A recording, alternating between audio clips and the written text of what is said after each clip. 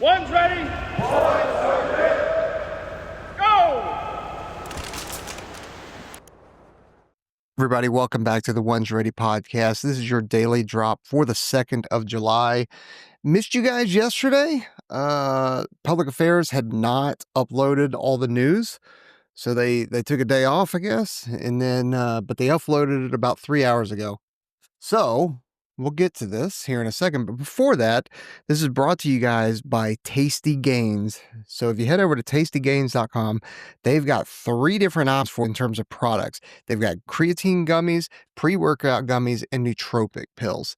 Now, they are new to the channel, so I am waiting to test these out, but right now, you're talking about some great tasting flavors. You've probably seen them on some other channels, but great tasting flavors like blue raspberry. They've got pineapple mango and strawberry creamsicle. Like, super stoked to get these guys in the mail. There's no promo code or anything like that, so go over there, tastygains.com, get yourself some creatine. It'll help you out with your big old muscles. And then also, it's also a nootropic. Like, I take about 12 milligrams of creatine every single day. Just started about 2 weeks ago. And I'll tell you what, I get locked in. So, I'm a believer. And honestly, I'd never taken creatine before that. So it was new for me. But anyway, let's start with the joint news. EUCOM, or European Command, warns our adversaries are aligning.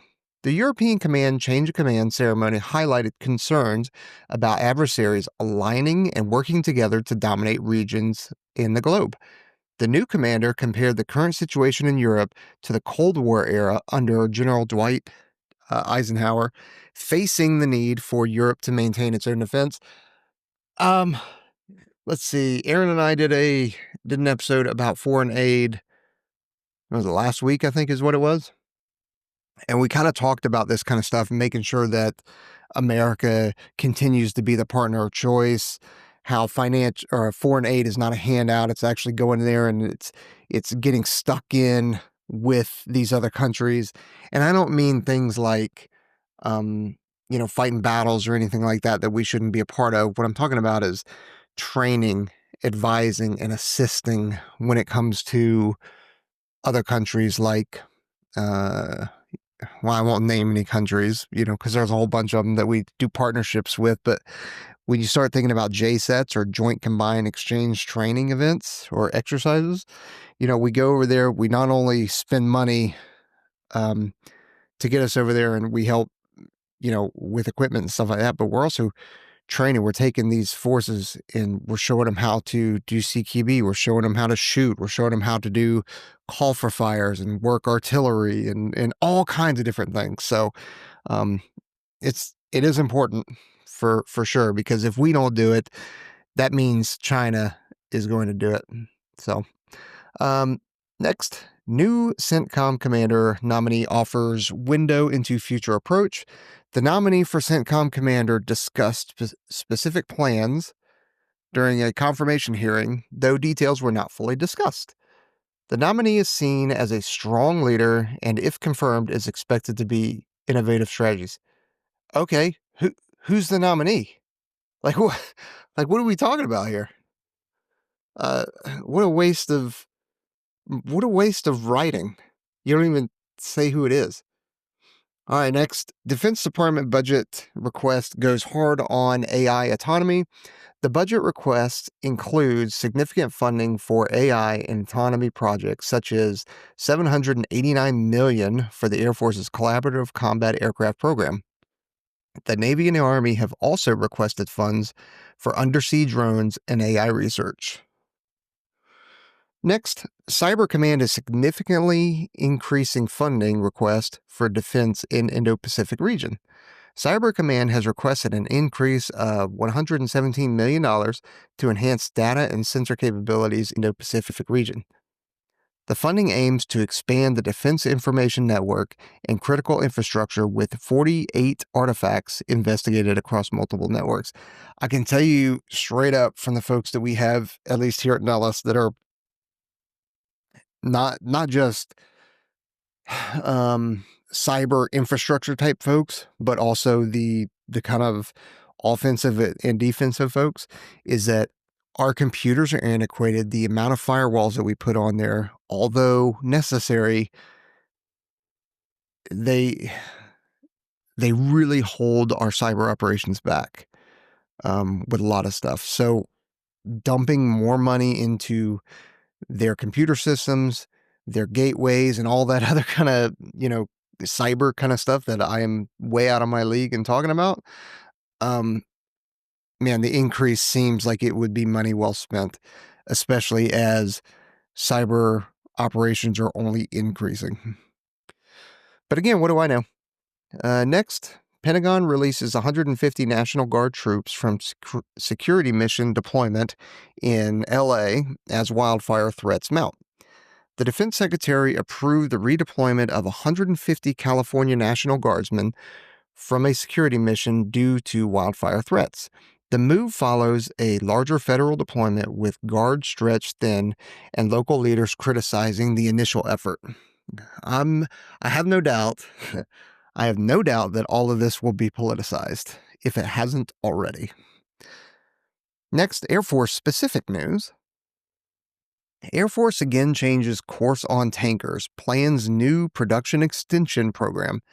The Air Force is considering a $23.8 million extension for the tanker production program, which could attract rival bids for the KC-46. The service has also requested $81.2 million for KC-46 upgrades and is exploring the next generation air refueling system.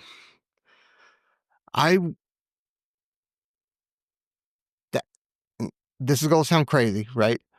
And it kind of is to think about it in this fashion.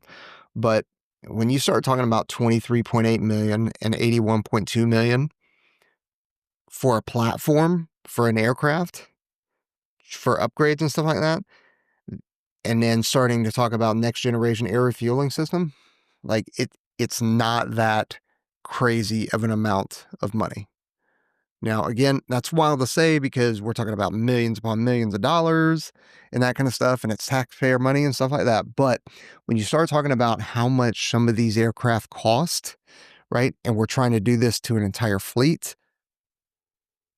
81.2 and 23.8 million is kind of a drop in the bucket. So, all right, next. Over 50 civilian instructors have already left the Air Force Academy with no replacements. Over 50 faculty members have left the Air Force Academy through a resignation program, raising concerns about staffing. The Department of Experienced Instructors, particularly in technical departments, may impact the Academy's operation. Yeah, we talked about this, a month or two ago, in terms of a lot of those civilian faculty members. They were leaving for a couple different reasons. One is, they took the whatever DRP stands for, but essentially said, hey, yeah, I'm done working, but the government's still going to pay me all the way till the end of September. But then they're done with government jobs. Some left because they didn't like what was going on at the academy, really. And it's recently, due to the General Bauer fine there, it has been a toxic place to be and has gone downhill. So the concerns are you have some of these experts that are rocket scientists, architects, engineers, and stuff like that. And although we have some very capable and very smart people that are on active duty that do instruct, the primary instructors were people that have been doing this for tens and 20, 30 years, right? And they are the experts in the field, and then they just up and left. So it's going to cause a vacuum there, without a doubt. Next, how the U.S. Air Force is keeping its decades-old stealth B-2 bomber lethal. The Air Force is modernizing the B-2 stealth bomber to maintain its effectiveness against adversaries, improving communications and reduction radar cross-section. The center overseeing the upgrade has decreased the maintenance time required for the aircraft. I'm willing to bet that there are people out there going, well, why are we spending money on the B-2 to make it more lethal and more survivable when we have the B-21 Raider coming out, which is 6th generation bomber? Like, why would we spend more money on the B-2? because the B-2 is what we have right now, and we're not going to be fielding B-21s for a little while, and the B-2 is still a highly capable machine, which we all know and we all saw, last week or 2 weeks ago, whatever it was. So, I definitely support keeping these guys lethal and survivable. All right, this is Space Force news. What SDA's latest win signals for military space? The Space Development Agency's Dragoon launch aims to demonstrate satellite capability or satellite capacity and design, serving as a pathfinder for future tranches. The agency plans to continue rapid development and demonstrations to support operational capabilities. Next, future of Tronch 3. I hope I'm saying that right. Tranche. To me, it seems like Tronch. Future of Tranche 3 in SDA's transport SATs uncertain, pending DoD review. Okay, that's written extremely weird. The future of Tranche 3 funding for the Space Development Agency's transport satellites is under review with no current development ongoing. The service is exploring commercial low Earth orbit constellations as an alternative approach. Next, first missile warning satellite launched to MEO slips, but more to come.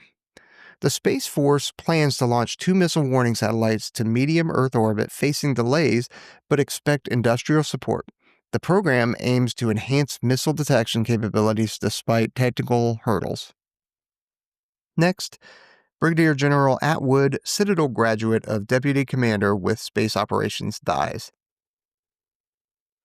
Brigadier General Chandler Atwood, a Citadel graduate and Deputy Commander, passed away, having served in various leadership roles.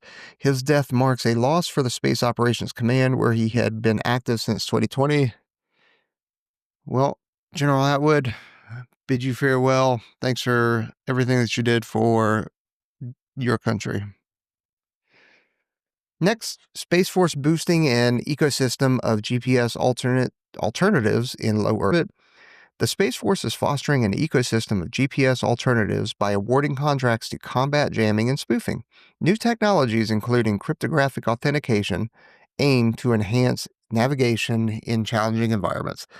GPS jamming and GPS spoofing that is a big issue, especially some of the places where American military members and its platforms may find itself in the future.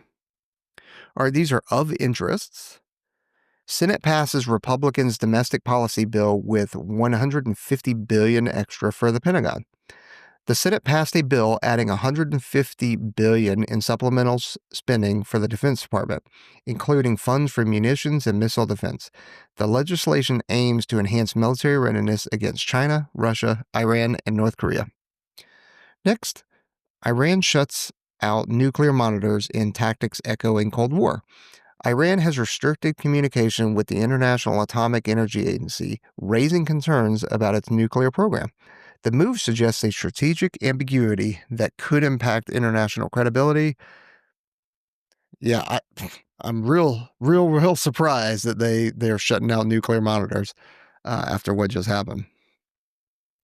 Next, Iran-linked hackers threaten to release new trove of emails stolen from Trump's inner circle after strikes. A hacker group linked to Iran has threatened to release stolen emails from individuals close to President Donald Trump. The cyber attacks are seen as an effort to distract and divide, with accusations direct from Iran's Revolutionary Guard Corps.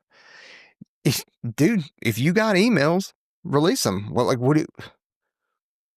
are we threatening that? Like, you're not going, regardless of whatever side of the aisle you fall on, whether you like President Trump or you don't like President Trump and you have, TDS, then, like, release the emails. Like, he doesn't care. You can't threaten him. Like, what are you going to do? He can't be president anymore after the next, 3.5 years. So just do it. Like, I bet they have nothing, or it's all deep faked. All right, last one. Stargate SG-1 had to make some major changes thanks to the Air Force. The Air Force influenced the development of the Stargate SG-1 series, leading to narrative changes and cameo appearances by former chiefs. The show included a disclaimer about aliens and adjusted its story to align with the military input. I have no idea what that's actually talking about. Is Stargate the Disney film that's coming out that has the Space Force in it? I don't know what that is. So anyway, appreciate all of you being here. Don't forget to like, subscribe, hit that notification bell, and we're out here.